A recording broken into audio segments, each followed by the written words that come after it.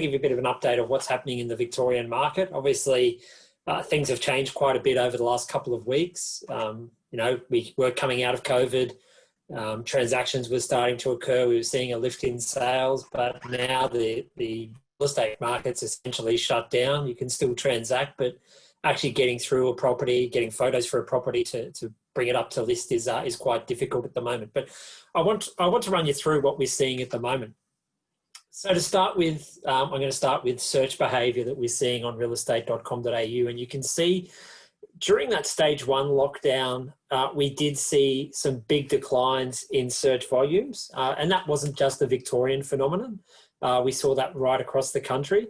So we saw very sharp falls for 3 weeks, and then we saw people searching on realestate.com.au for properties for sale really rebound quite swiftly and quite dramatically. You can see there 1 week search volumes are up 20%. Now this second lockdown's a similar trend, although we only saw search volumes fall for 1 week. It was a very sharp fall. It was down about 16% over the week, but we've actually seen on a weekly basis search volumes start to pick up again. On the right-hand side there, you can see the year-on-year change in search volumes, and you can see that even though we have seen a slowdown in search behaviour of late, it's still more people coming to our website looking for properties for sale than we saw at the same time last year. And if we look kind of across the nation what's happening, you can see Victoria has seen the biggest overall decline in search behaviour from the peak. So look at New South Wales, Queensland, Tasmania, NT and ACT. Last week was actually a record high number of searches in those states, but Victoria is down 14.7% from its peak. And then you can see nationally, compared to where we were a year ago, 35.1% more searches happening this year than what we saw last year. Victoria is still up 17.4%, but that's the smallest rise of any of the states in the country. And no surprise given the 2 rounds of lockdowns that Victoria's seen or Melbourne's seen, whereas other states and territories haven't yet had to go through that, and hopefully they won't.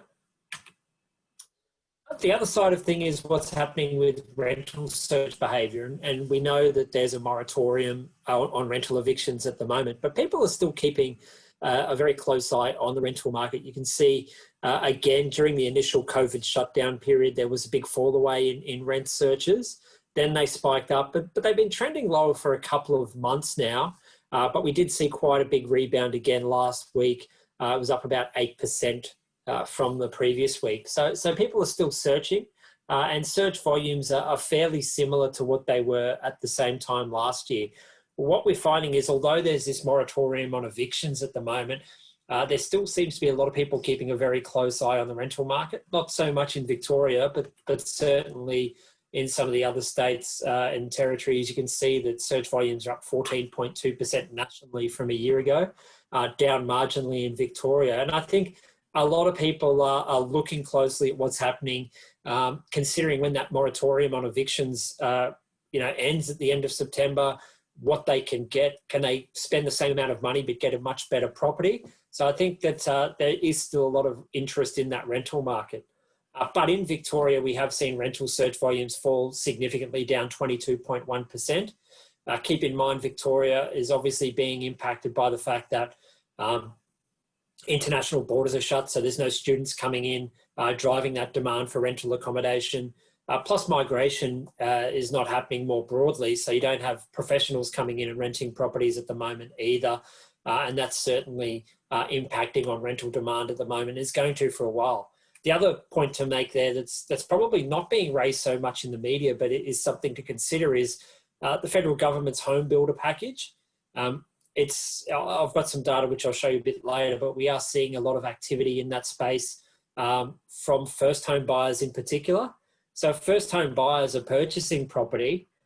For the most part, they're leaving behind a rental property as well. So home builders actually going to have repercussions for the rental market because it is going to be dragging first home buyers into home ownership and out of rental accommodation at a time when rental demand's quite weak. Now, what we started tracking on our website is the number of properties each week that are moved from the for sale section of our site to the sold section of our site. And you can see here that on a national level, that the number of properties being moved from for sale to sold on a weekly basis is higher than it was a year ago. And it's been higher than it was a year ago for about 10 weeks. You can also see during that initial COVID lockdown period, sales volumes did fall away, probably not as dramatically as most people were anticipating. And if we look across the individual states, you can see generally so the number of sales is up from the previous week and up from a month ago, from a year ago. But Victoria is starting to see some weakness coming into the market. You can really see that here. Now, keep in mind, there's no hard and fast rule on our website when you can move a property from for sale to sold. But I would suggest that most people are waiting till that contract is at least unconditional to go and do that. So we were, until a couple of weeks ago, still seeing sales volumes increase, but they were really reflective of sales that probably happened, 3 to 4 or 5 weeks earlier. Now we are starting to see real signs of a decline in transaction activity. It's still marginally higher than it was last year, but it's definitely coming down. Now, I mentioned home builder. And again, if we break out vacant land, and overall vacant land is a small part of the market, but you can see when home builder was announced, there was a very big uplift in sales of vacant land advertised on the for sale section of realestate.com.au. And we saw this surge, and we're continuing to see this surge in other states and territories. Of course, the lockdown is impacting on that a little bit at the moment, but you can see that land sales are still much higher than they were a year ago. Now, because this hasn't got a developer focus, I haven't put a lot of much information about developer in here, but the new homes section of our website is seeing very high levels of demand at the moment, pretty much unprecedented levels of demand. So we do know that a lot of demand is flowing into that new housing sector at the moment on the back of the announcement of home builder. And we do know that first home buyers in particular have been a large and growing source of demand, or at least inquiry, on our website, both in terms of the established housing sector, but also in the new home section of our website too. And if we take a look at listings, obviously this is what everyone wants to know about at the moment, and Melbourne's obviously in stage 4 lockdowns. Lockdowns are still in place outside of Melbourne, but they're not as severe. But you can see that the number of new properties listed for sale in Victoria has really plummeted over the last couple of weeks. It's down about 80% from where it was just a couple of weeks ago. And you can see that the decline has been more severe than what we saw during the first lockdown. Again, the lockdown rules in Melbourne at the moment are much more severe than they were the first time around. Essentially, during that first lockdown, real estate property inspections could still go ahead in some way, shape or form. You could still get photos. You could still get your property uplisted for sale. I think the other point to note is, as we came out of those lockdowns, there was clearly confidence returning from vendors. Now, it wasn't back to the levels we saw pre-COVID earlier this year, but we were starting to see more and more properties being listed for sale on our site. But the new round of lockdowns has certainly impacted on that. In regional Victoria, we're also seeing the number of new listings trend lower, not as dramatically as what we're seeing in Melbourne, but it is starting to come off. And clearly the stage 3 lockdowns, and also just, I think, the spread of COVID more generally is having an impact on confidence in regional Victoria, albeit not as severely as it is having an impact on confidence in Melbourne specifically. And if we look at the month-on-month and year-on-year change in new listings, you can see that nationally now listings are 16.7% lower than they were a month ago, and slightly down on where they were a year ago, but it is a bit mixed. So generally over the last month, the number of new listings has fallen. South Australia and Northern Territory and ACT are the exceptions to that rule. But Victoria obviously has seen a real big slump both month on month and year on year. But if we look year on year, you can see that Queensland's basically unchanged. South Australia's basically unchanged. There's a lot of confidence returning to the West Australian market, up 22%. New South Wales, new listings are 8% higher than they were a year ago. So it's very much mixed, but I get the sense that what's happening in Victoria has really dampened vendor confidence right across the country. Obviously, there has been a bit of a COVID outbreak going on in New South Wales, albeit not as severe as the one we're seeing in Melbourne. But I think people are just realising that COVID's going to be with us for a while, and we could be in a situation where we keep going in and out of lockdowns, and that's just giving a little bit of caution for vendors out there in the market at the moment. A new index that we started producing is our weekly demand index. And basically what the demand index does is it looks at the behavior of consumers on our website and looks at how they're interacting with listings. And if they're doing things that have historically indicated they're about to transact on a property. So for example, someone with a high level of demand or would be scored as having a high level of demand is someone that saves a listing, continually goes back and looks at all the photos, maybe emails that to someone, sends off an inquiry to the agent. That's a high level of engagement, whereas a low level of engagement is someone that might look at a listing, flick through a couple of photos, and then never come back to that listing at all. So we do score that behavior differently depending on how people interact with those listings. And our demand index is just looking at the volume of people showing a high level of demand. So showing those characteristics like they're about to transact on a property. And you can see here in Victoria, first round of lockdowns, there was a big fall away in demand. But again, like search behavior, it actually rebounded quite quickly. And I think once people saw the light at the end of the tunnel and saw that COVID cases were getting under control and we probably at some time soon would get out of these lockdowns, we did see demand spike quite rapidly and quite significantly. You can see it's much higher than it's been any time since 2018. But over the last probably month or two, we've started to see, as COVID numbers have grown in Victoria, demand has started to fall away. Now, it's still higher than it was a year ago, but it is heading in a lower direction. I would say that the latest week of data, whilst there was still a fall in demand, it wasn't as dramatic as the falls we've seen over the previous weeks. And if we look at the individual states in terms of how it's going, and I guess this gives you some idea and some hope as to what's happening outside of Victoria and what will potentially happen once Melbourne and Victoria does come out of those lockdowns that it's in at the moment. So in terms of those high intent listing interactions in the search activity, you can see in Queensland, Tasmania and Northern Territory last week was a record high level of listing engagement. New South Wales is only slightly lower, so too ACT. South Australia and WA a little bit softer, but Victoria is a long way off its peak, down 25.1%. Now, encouragingly, demand is still stronger than it was a year ago. It's up 7.7%. But look at those other states where they're not in lockdown. They're generally, demand is up more than 30% from where it was 12 months ago. And I think this is really important to consider. 12 months ago, we just had the Banking Royal Commission. We were coming out of an election where a lot of people were thinking that there was going to be a change of government that was going to mean big changes around the investment landscape. And the market was really only just starting to recover. So the market did come into COVID with quite a lot of momentum. We were seeing sales volumes pick up, listings starting to pick up. We were seeing a lot of demand out there in the market.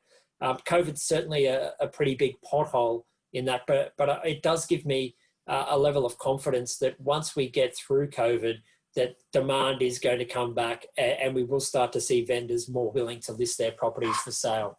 And we're seeing that evidenced in other states and territories at the moment. Now, if we have a look at views per listing, this is another interesting way to have a look at what's happening in the market. You can see here that in terms of on a monthly basis in views per listing for properties for sale in Victoria, Victoria is generally one of the consistently highest states. Victorians love having a look at property. There's definitely interest there.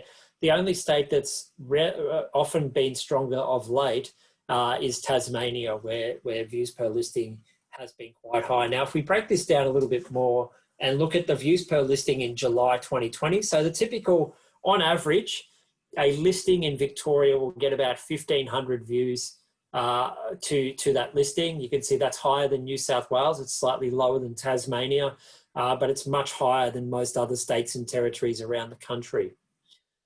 The next chart in the middle there looks at the change between February and July. And the reason I take February is because that was before lockdown started. It was the month before lockdown started in March.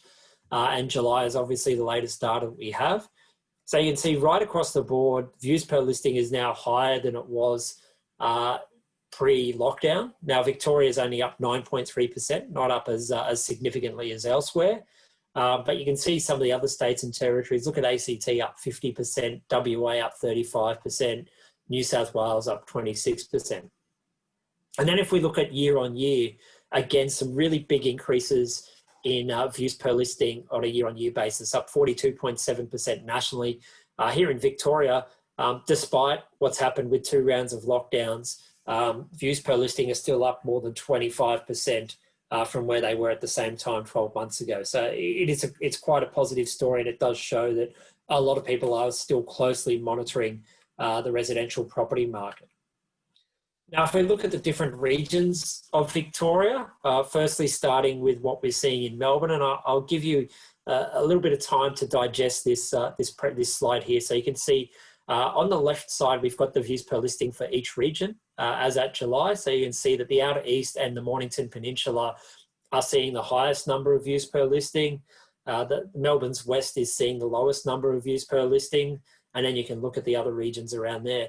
But then on the right-hand side, if we have a look at the year-on-year change, Mornington Peninsula way out in front, it's seen a 55.4% increase in views per listing compared to last year. And then you can see the Northwest's up 23.4%. But have a look at some of the inner areas. So the Inner East, the views per listing are only up 0.9% from where they were 12 months ago.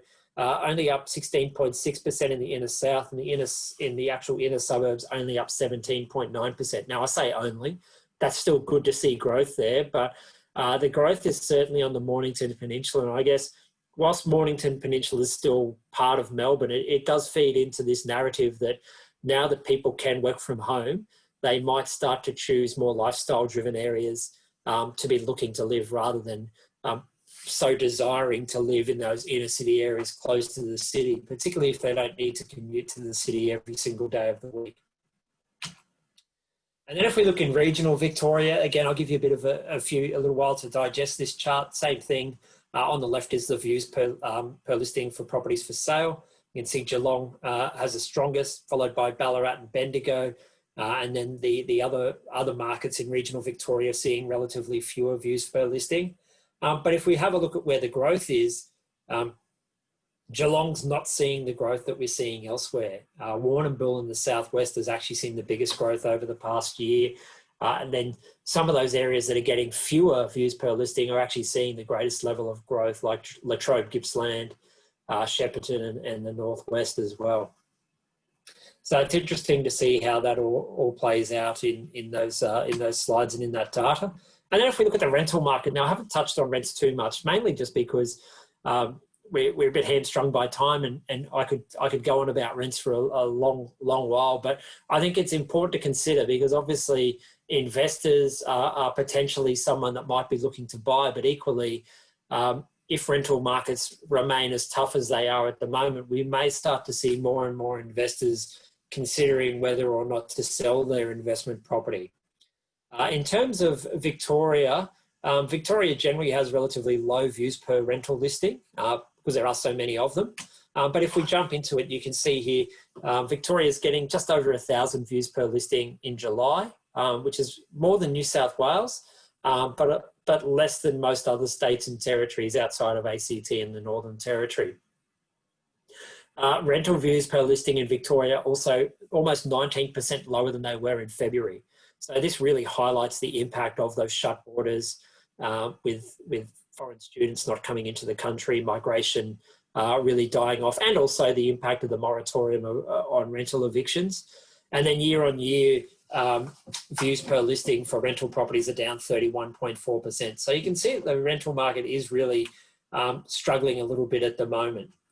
And then again, if we break that down into the individual regions, again, in terms of views per listing, the Mornington Peninsula and the outer east of Melbourne really standing out as seeing a high number of views per listing. and relatively low views per listing in those inner suburbs. And you can see that the inner suburbs have seen a 52.2% year-on-year reduction on views per listing for rental properties, which I think really speaks to the impact of these shut borders that we're now seeing. Mornington Peninsula, on the other hand, really going in the other direction. You can see a 70% increase in the number of views per rental listing in the Mornington Peninsula. So again, whilst maybe they're not yet ready, people aren't ready to buy in the Mornington Peninsula quite yet, maybe they're going down and saying, let's give this a try for the next 6 or 12 months and find out how we like it. But I would say I think those inner suburbs, while those international borders are shut, are going to continue to struggle and see relatively low numbers of views per listing while there's still a lot of supply and there's a lot less demand for those rental properties. And then if we look in regional Victoria, you can see Geelong, Bendigo, a lot of those areas actually seeing quite high numbers of views per listing, certainly relative to what we see in parts of Melbourne. And where we're actually seeing the growth, well, Ballarat's seen a big pullback, 14.2% reduction in views per listing for rentals. The big growth areas have been Hume and Latrobe Gippsland, both up more than 20% over the last 12 months. So again, very interesting data to have a look at. In terms of prices, as I said earlier, we were starting to see the market recover coming into COVID. We can see that there's definitely been a loss of momentum recently. We've started to see price falls over the last couple of months in certainly parts of Sydney and Melbourne, but prices are still up from where they were 12 months ago. And again, I think that the combination of very low interest rates, the fact that the market was recovering before COVID, does give me a little bit of comfort that when we start to come out of COVID, that the market will, I don't think it's going to be running red hot, but I certainly think that there's going to be demand there and there's going to be people willing to buy, and that might start to push prices higher again. And then if we look across the regions of Melbourne and regional South Australia, where we have index results, again, you can see the weakness over the last quarter is definitely prevalent in some of those inner suburbs. The inner east down 1.3%, inner south 0.7%. Not too many regions of Melbourne have seen growth over the last quarter. Mornington Peninsula in the northeast are the exception. But in saying that, the falls have not been overly dramatic. And I think given that we're actually in these lockdowns where it's very hard to transact and no one's really listing, that's actually going to shield the Melbourne market from larger price falls, because at this stage where things are really tough, people are simply just not going to transact on property. If we look in regional Victoria, a bit of a different story in those areas. You can see over the last quarter, prices have actually pushed higher. And generally, the regional areas of Victoria have seen stronger growth than the areas of Melbourne over the last 12 months. So you can see 6.4% growth in Bendigo, 6% in Ballarat, 5.8% in Latrobe Gippsland, 4.7% in Geelong. So regional markets actually doing quite well over the last year and still showing some growth at the moment. And then there's just two slides that I wanted to touch on, just more broadly talking about what's happening in the market. And unfortunately, we've just had an update of the weekly consumer confidence data, and it actually increased by 2.2% last week. So after 7 weeks of declines, consumer confidence actually bounced back last week. But I think that the point to make here is consumer confidence is really imperative for people that want to go and buy and sell properties. You want to be confident that the economy is heading in the right direction. You want to be confident that you're going to have a job, you're going to continue to be paid, your business is going to be successful. And I think that there's a couple of things here. You can see that consumer confidence before COVID was already weakening. We did have the bushfires, but even before the bushfires, we were seeing a weakening of consumer confidence.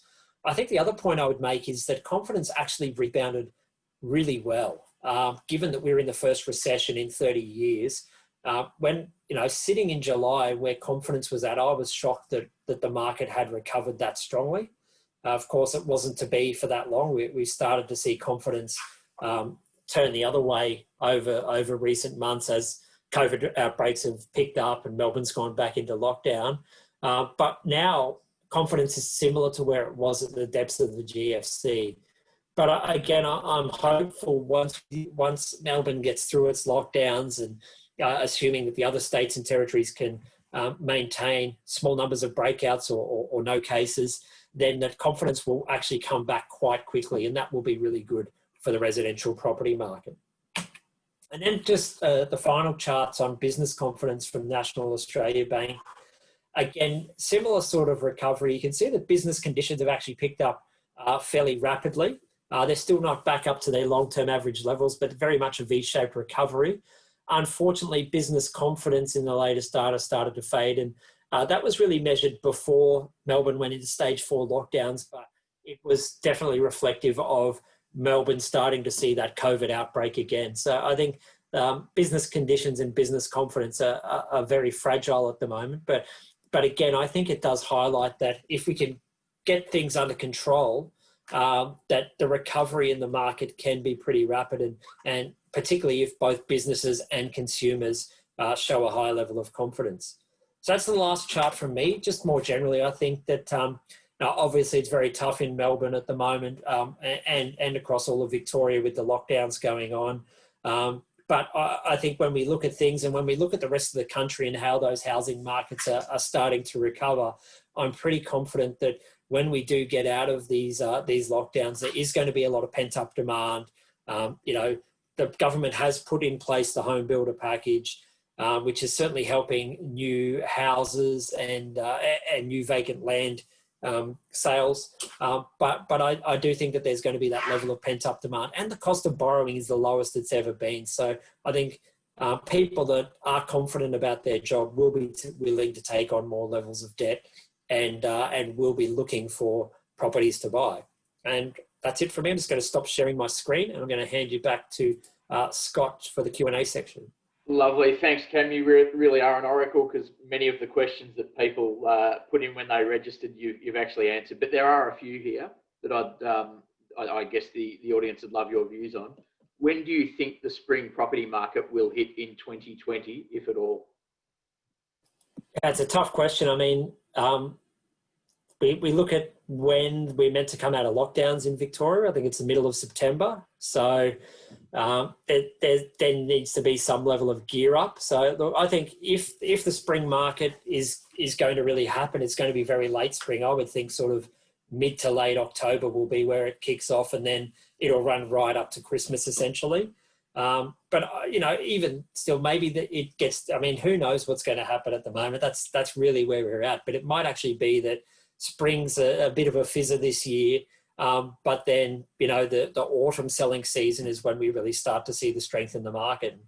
I mean, maybe by then we've even got a vaccine, so who knows where we're going to be at. But as I said, I do think that there is quite a lot of pent-up demand there. And when people can start buying and selling properties again, there's going to be a real willingness to do that. Yeah, great. A few of you have asked whether we can make the slides available. We have recorded the Zoom session. We'll put it up on our agent marketing centre, or you can reach out to your account manager. So we'll be able to share that information with you. Another one, Cam, is the remainder of 2020 a good time to invest in Victorian property? And would you be going for metro or regional? Probably Mornington Peninsula by the look of it, but yeah, I mean, Mornington Peninsula and the outer east look like the areas. I'm not sure if by invest you mean buy a property to live in, or if you're saying buy an investment property. I think the investment property is going to be a challenge until we get those international borders open back up again. But it's actually quite a tricky one, because if you've got a good property that someone's very happy to rent out and continue doing so, residential property is actually one of the only asset classes at the moment that's considered relatively safe, that's giving you positive, real rental returns or real positive returns. If you look at where interest rates are at, if you look at government bonds and other asset classes, I mean, the yield on them is essentially negative when you take into effect of inflation. Residential properties yield is still very much positive, and you've got the potential maybe for some capital growth down the track. But the challenge for investment at the moment is actually finding that right property that a tenant is going to want to stay in. In terms of buying property, there's not a lot of supply at the moment, and it is challenging, but I do think that the cost of borrowing is so low that it does make it quite attractive. And particularly with home builder, that's why we're seeing so many first home buyers jump into the market. But I also think once we can really transact again, there's going to be a lot of people that are going to want to upgrade. They've spent too much time at their house that they really don't like a lot of things about their property anymore. They've become unbearable and they absolutely have to move. And I think that will drive some demand going forward as well. Yeah, fantastic. We saw that views per listing for rental properties, particularly in Melbourne, had reduced quite significantly. What's your view on the rental market in Victoria, or more specifically, Metro Melbourne? And is it going to take a temporary hit? Do you think it'll rebound quickly? What's your view there? I think it's definitely going to take a hit. I mean, one of the things we're finding difficult is to actually put the magnitude of this on, because the way rental properties are advertised, it's obviously advertised rent. That's what we see. And then a lot of negotiations going on behind the scenes. I did have the guys in our rental team pulled some data the other day, and they said of those properties that are being discounted, they're finding the average discount or offer for lower rent is about $53 less. That's nationwide, so that's not a Melbourne figure. But I think that the rental market is going to be really challenged because you don't have people migrating to Australia, so that's a big source of demand.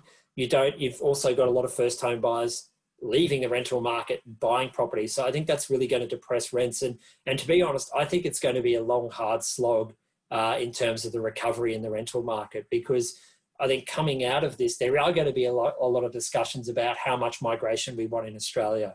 There were stories in the papers yesterday that the way some of the migrants that are here studying have been treated, they wouldn't recommend Australia to their friends back home to come and study.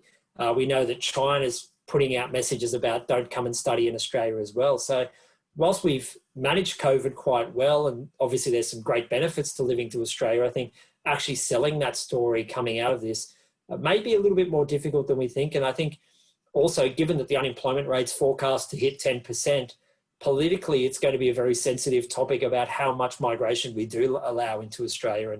And obviously, if migration levels are lower, if universities are told they have to rely less on overseas students, they're all going to have an impact on rental demand. Thanks, Cam. Yeah, we heard Matt Common, the CEO of the Commonwealth Bank, come out earlier in COVID, saying that there could be as high as 30% price reductions across Australia. I mean, clearly we haven't seen that in any market. What are your short to medium term predictions for prices for the Melbourne sort of metro and regional markets? Yeah, I mean, that comment's a bit of an interesting one, because they put it in their papers as a scenario as to what they thought, a worst case scenario looks like. And the media all jumped on it saying CBA is forecasting a 35% price fall, which is not really what they were doing. They were saying this is our worst case scenario, which is not our base scenario. In saying that, we can clearly see in Melbourne prices are falling, but we're definitely not as bearish as other people out there. I think, we could see falls of up to 5%, at a stretch, probably 10%. But I think a lot of people are forgetting that typically when interest rates are very low, housing demand picks up. And obviously interest rates are very low at the moment. Housing demand hasn't lifted so much just because there are a lot of restrictions in place and there's a lot of uncertainty. But I think once things start to improve, there is going to be a lot of demand. So honestly, I wouldn't be surprised if in 12 months' time, property prices in Melbourne and in most cities in Australia are actually up, maybe even as much as 5%. Fantastic. There are no further questions, and there are none from me. So thank you very much for that, for those insights, Cam. And to all of you who have zoomed in, really appreciate you taking the time to hear from Cameron and get his thoughts on where the market's at and what we're seeing on site. Stay safe. There is a poll. If we could put the poll up now, that would be great. If we could get you to give us your feedback on today's session, that would be great. But from us at REA to you, stay safe. Thanks for the support, and keep supporting each other, most importantly too. Hope you got a lot out of today, and thanks very much.